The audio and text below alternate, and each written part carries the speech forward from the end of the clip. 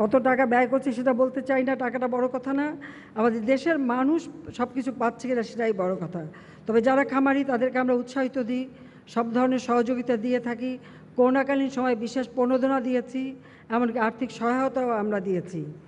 আমরা একটি প্রাণী সম্পদ ও ডেইরি উন্নয়ন প্রকল্প হাতে নেওয়া হয়েছে, সেটাও বাস্তবায়ন করা হচ্ছে। এবং করোনাকালীন সময়েও আমরা যে সহযোগিতা করেছি যেটা আমাদের সাধ্যমতো ছিল। আর সবচেয়ে বড় কথা যে আমাদের যে সমস্ত পশু পালন করা হয় বা তাদেরকে স্বাস্থ্যসম্মতভাবে পালন করার ব্যবস্থা নিতে হবে। যেমন মাছ, হাঁস, মুরগি, পাখি, পশুপালন এগুলি সমস্ত স্বাস্থ্যসম্মতভাবে লালন পালন করা এবং উৎপাদন প্রক্রিয়াকরণ, কারণ প্রক্রিয়াকরণটাও কিন্তু গুরুত্বপূর্ণ, এ বিষয়ে আরও যত্নবান হতে হবে। সেই কারণ এখানে আমি আরেকটা কথা বলি, আমাদের কিন্তু একটা সুযোগ আছে। আমরা কিন্তু আমাদের হালাল মাংস পৃথিবীর অনেক দেশ এখন ক্রয় করতে চায়, আর সেই সুযোগটা আমাদের নিতে হবে। আর সেই সুযোগটা নিতে হলে একটা আমি বলবো যে আমাদের এই প্রাণী সম্পদটা আমাদের পশু পাখি বা হাঁস, মুরগি, গরু, ছাগল, ভেড়া যাই আমরা উৎপাদন করি, মহিষ, সেগুলিকে আমরা কিভাবে লালন পালন করছি, কিভাবে সেগুলি যখন এগুলি জবাই করা হয় স্বাস্থ্যসম্মতভাবে করা হচ্ছে কি না, বিদেশে রপ্তানি করতে গেলে তাদের কতগুলি নিয়ম আছে সেটা মেনে আমরা করি কি না, বা সেগুলি প্যাকেটজাত করতে গেলে সেই নিয়ম অনুযায়ী করা হচ্ছে কি না, সে বিষয়গুলি কিন্তু আমাদের বিবেচনায় নিতে হবে, নিয়ে আমরা করতে পারি।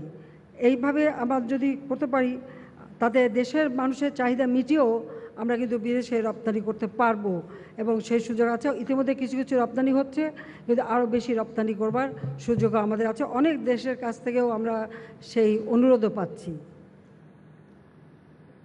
সবচেয়ে বড় কথা, আমাদের দেশে প্রতিদিনই পশু জবাই হয়, কিন্তু আমি বলবো সেটা খুব স্বাস্থ্যসম্মতভাবে করা হয় না।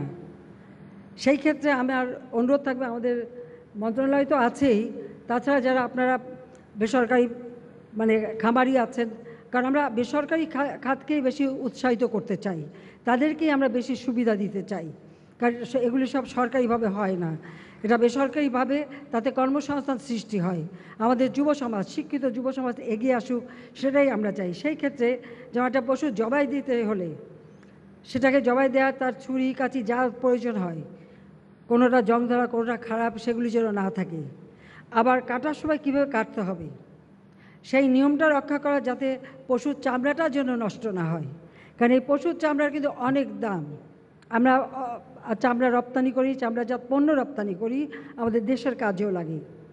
এখানে যদি আমরা আধুনিক প্রযুক্তিটা ব্যবহার করতে পারি তাহলে কিন্তু, অর্থাৎ হ্যাঁ, যেখানে সাধারণভাবে কসাইখানা হচ্ছে তাদের পরিষ্কার পরিচ্ছন্নতা এবং তাদের দিকে দৃষ্টি দেওয়া, পাশাপাশি কিছু আধুনিক প্রযুক্তি সম্পন্ন আমাদের কিছু বুচার হাউস তৈরি করা দরকার।